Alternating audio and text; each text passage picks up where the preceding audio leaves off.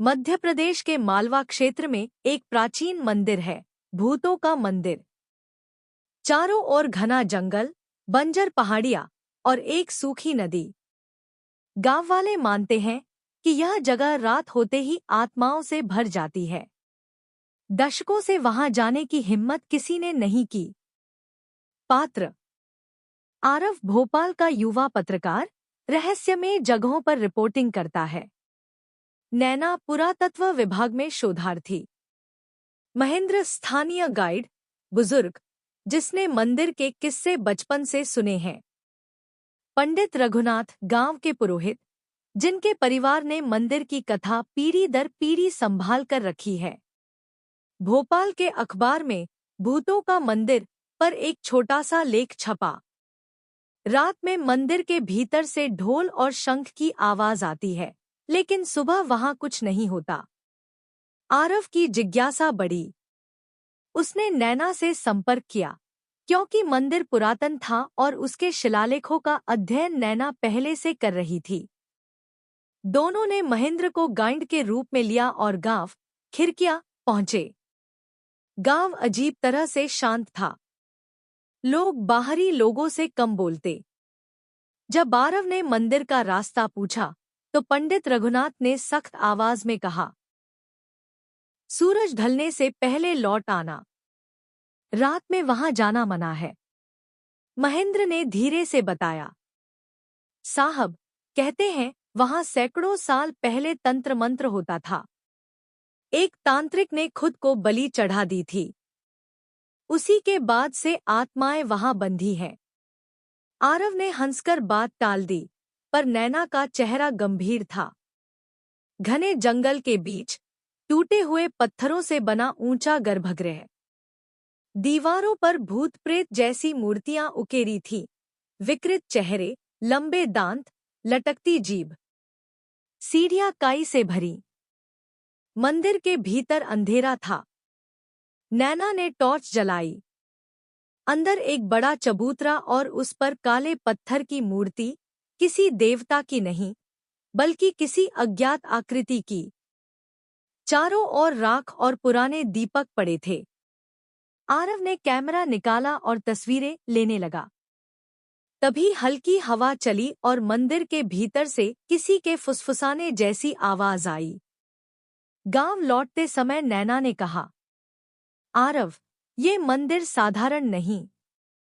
दीवारों पर जो शिलालेख हैं, उनमें लिखा है, अमावस्या की रात यहाँ द्वार खुलते हैं। आरव ने तय किया कि वह आज ही रात मंदिर में रहेगा। नैना डर गई, लेकिन शोध की लालसा में वह भी तैयार हो गई। महेंद्र ने मना किया, पर आखिरकार गाइड बनने को राजी हो गया।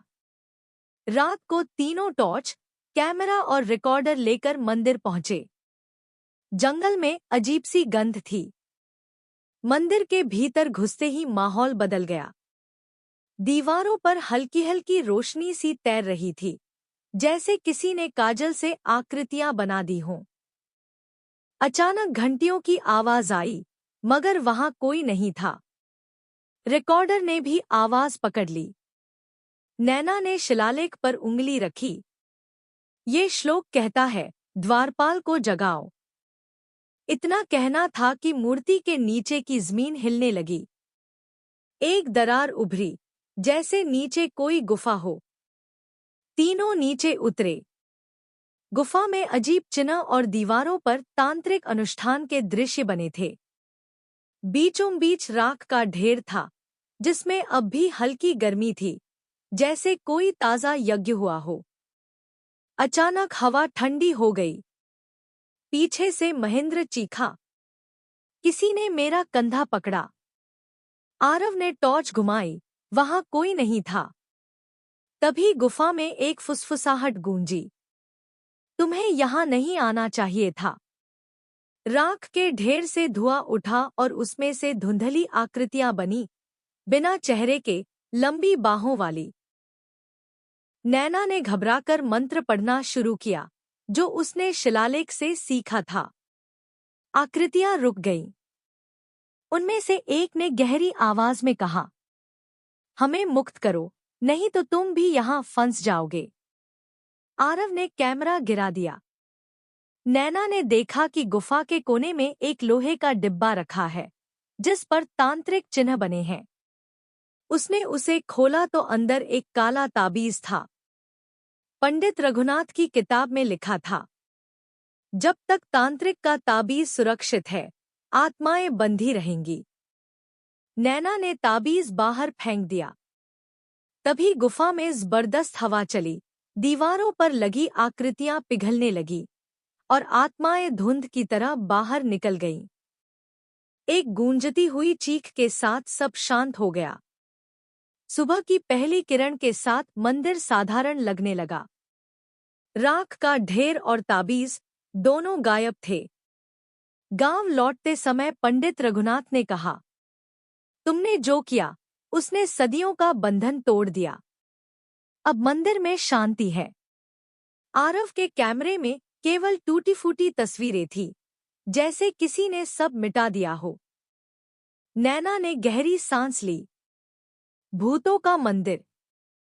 अब केवल एक मंदिर रह गया। लेकिन दूर जंगल में हवा ने जैसे फिर फुसफुसाया, हम यही हैं।